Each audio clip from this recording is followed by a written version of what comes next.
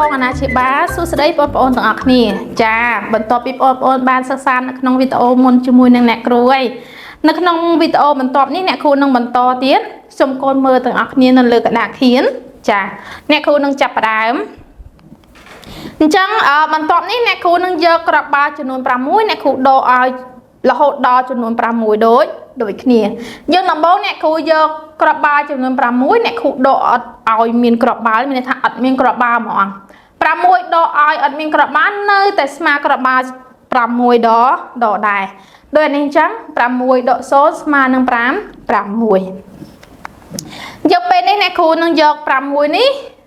អ្នកគ្រូដកឲ្យ1បន្ទាប់ពីដក1អ្នកគ្រូសុំបំបែក6សិនបំបែកបានទៅជា5បូកឲ្យ1ហើយអ្នកគ្រូត្រូវតែដកឲ្យ1ចំនួនដើមគេមិញហើយក៏ស្លឹងមក1និង1ដកគ្នាអស់ហើយទោះពណ៌របស់វាខុសគ្នាក៏ដោយប៉ុន្តែចំនួនក្របបាល់របស់វាដូចគ្នាយើងអ្វីដែលនៅសល់គឺចំនួន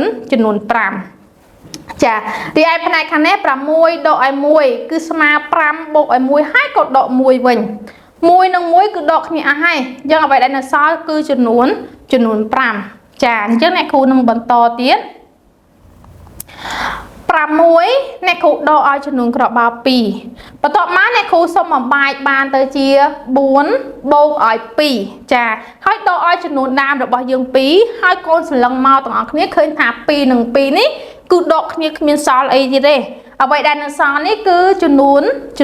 4ចាផ្នែកដែលអ្នកគ្រូសរសេរជាផលដកចំនួននេះគឺមាន6ដកឲ្យ2អញ្ចឹង6អ្នកគ្រូបានបំបែកអីបំបែកបានទៅជា4បូកឲ្យ2ហើយអ្នកគ្រូដកឲ្យចំនួនដើមរបស់យើងបន្ទាប់មក2និង2គឺដកគ្នាអស់ហើយគឺមានន័យថាកន្លែងហ្នឹងគឺនៅសល់0ចារីឯចំនួនដែលនៅសល់នេះគឺមានតែចំនួន4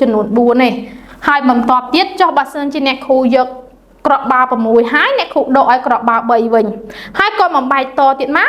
កូនយកចំនួនក្របបាល់3កូនបូកឲ្យក្របបាល់3វិញចា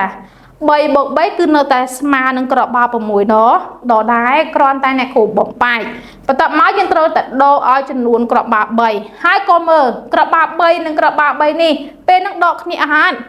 ហើយពេលនឹងគឺដកគ្នាអស់ហើយមានន័យថាអត់មានក្របបាល់ដែលនៅសល់អ្វីដែលនៅសល់នេះគឺមានចំនួន3ដែលស្ថិតនៅខាងមុខអញ្ចឹងកូនគូសក្របបាល់ចំនួន3មកទីឯផ្នែកខាងនេះ6ដក3គឺ6សរសេរបានថា3បូកឲ្យ3ហើយកូនដកឲ្យ3វិញហើយ3និង3គឺដកអស់ហើយមានន័យថាស្មើ0អ្វីដែលនៅសល់គឺចំនួន3ចាយើងអ្នកគ្រូនឹងបន្តទៀតនេះគឺក្របបាល់យើង6ហើយអ្នកគ្រូដកឲ្យចំនួន4វិញហើយគុំបំបែកតទៀតគឺបំបែកបានទៅជា2បូកឲ្យ4ហើយដកឲ្យ4វិញ4និង4នេះគឺមានចំនួនដូចគ្នាដកគ្នាអស់ហើយកន្លែងហ្នឹងគឺអត់មាននៅសល់ក្របបាល់ទៀតទេអ្វីដែលនៅសល់នេះគឺដែលអ្វីដែលអ្នកគ្រូឆ្ងល់គឺមានចំនួន2រីឯផ្នែកខាងនេះក៏មើលមកទាំងអស់គ្នាចា6ដកឲ្យ4គឺស្មើនឹង6បូកឲ្យ2ហើយដក4វិញហើយ4និង4ចំនួនដូចគ្នាចាយើងដកគ្នាអស់ហើយកន្លែងហ្នឹងគឺស្មើ0អ្វីដែលនៅសល់គឺចំនួន2ចាបន្តទៀតចុះបើសិនជាអ្នកគ្រូយកក្របបាល់ចំនួន6អ្នកគ្រូដកឲ្យក្របបាល់5វិញចាអញ្ចឹង6នេះបំបែកតទៀតកូនបំបែកទៅជា1បូកឲ្យ5ហើយក៏ដកឲ្យ5វិញ5និង5ដកគ្នាអស់ហើយអ្វីដែលនៅសល់គឺចំនួនក្របបាល់1ចាអញ្ចឹងកូនមើលផ្នែកខាងនេះទាំងអស់គ្នា6ដកឲ្យ5ពេលហ្នឹងកូនបំបែកតទៀតមកយក1បូកឲ្យ5ហើយកូនដកឲ្យ5ចំនួនដើមរបស់យើងមកញោហើយបន្តមកទៀតកូនយក5និង5នេះដកគ្នាអស់ហើយអ្វីដែលនៅសល់គឺមានចំនួន1ចាយ៉ាងរីឯចុងក្រោយនេះគឺអ្នកគ្រូមានចំនួន6ហើយអ្នកគ្រូដកឲ្យក្របបាល់ចំនួន6ចេញវិញយើងមានថា6ដក6ទូពណ៌របស់វាខុសគ្នាមែនប៉ុន្តែចំនួនក្របបាល់វាដូចគ្នាអត់កូនចាដូចអញ្ចឹងមានថាពេលហ្នឹងអស់អត់ចាបើអស់ហើយមានន័យថាបញ្ជាក់ថាអត់មានក្របបាល់ដែលនៅសល់នេះគឺជាសញ្ញាបញ្ជាក់ថាអត់មានក្របបាល់ទេរីឯផលដកចំនួននេះ6ដកឲ្យ6គឺមានន័យថាស្មើនឹង0ចាអញ្ចឹងកូនទាំងអស់គ្នាបានយក6ដករហូតដល់6ឯងអ្នកគ្រូនឹងសរុបនៃតារាងរបស់យើងពេលនេះគឺចំនួនសរុបរបស់យើងគឺមានចំនួន6ហើយ6នេះអ្នកគ្រូនឹងដករហូតពី0រហូតដល់5 6ដូចគ្នាពេលហ្នឹងអ្នកគ្រូយក6ដកឲ្យ0ស្មើនឹង6 6ដក1ស្មើនឹង5 6ដក2ស្មើនឹង4 6ដក3ស្មើនឹង3 6ដក4ស្មើនឹង2 6ដក5គឺស្មើនឹង1រីឯ6ដក6គឺស្មើនឹង0ចានេះគឺជាតារាងសរុបរបស់យើងនេះគឺជាលំហាត់សម្រាប់កូនទាំងអស់គ្នាវឹកហាត់ធ្វើលំហាត់ទី1នេះគឺកូនគូគួយគេក៏គូក្របបាដែលកូនបានកណនីរួចហើយហីដូចអ្នកគ្រូឧទាហរណ៍ផ្នែកខាងលើនេះគឺក្របបាយើងមានចំនួនម៉ានកូន6ហើយកូនដកឲ្យអត់មានក្របបាទេយើងកុំគិតមើលគាត់ដកទៅសល់ប៉ុន្មានចានៅតែស្មើក្របបា6ដដែល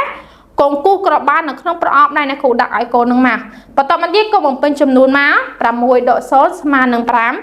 6បន្តទៀតលំហាត់ទី2នេះកូនបំពេញចំនួនហើយកូនកណនីផងបំពេញចំនួនមកនេះ6កូនបំពេញ6អានេះ2កូនបំពេញ2ហើយកូនយក6ដកឲ្យ2យក6នេះកូនបានបំបែកជាមួយអ្នកគ្រូមកញោកូនអាចសរសេរបានថា4បូកឲ្យ2 2នេះកូនដកនឹង2ទៅអស់ហើយអ្វីដែលនៅសល់គឺចំនួន4បន្តទៀតកូនសាកល្បងធ្វើដោយខ្លួនឯងដើម្បីឲ្យកូនដឹងថាតើកូនបានយកពីអ្វីដែលអ្នកគ្រូបានបង្រៀនអត់ចាអញ្ចឹងអ្នកគ្រូនឹងចូលចំណុចទី3កណនីប៉ុន្តែជាប្រមាណវិធីជួឈើកូនយក6ដកឲ្យ1យក6នេះកូនសម័យទៅកូនបំបែកបានទៅជា5បូកឲ្យ1 1ដក1អស់ហើយកូនអស់ហើយអញ្ចឹងអ្វីដែលនៅសល់គឺចំនួន5បន្តទៀតចានេះគឺជាលំហាត់ទី4 6ដកឲ្យ2ហើយស្មើនេះគឺជាការសរសេរប្រមាណវិធីជក់ដេកអញ្ចឹងកូនគិតទៅលើការបំបែកតទៀតនេះ6នេះក៏បំបែកបានទៅជា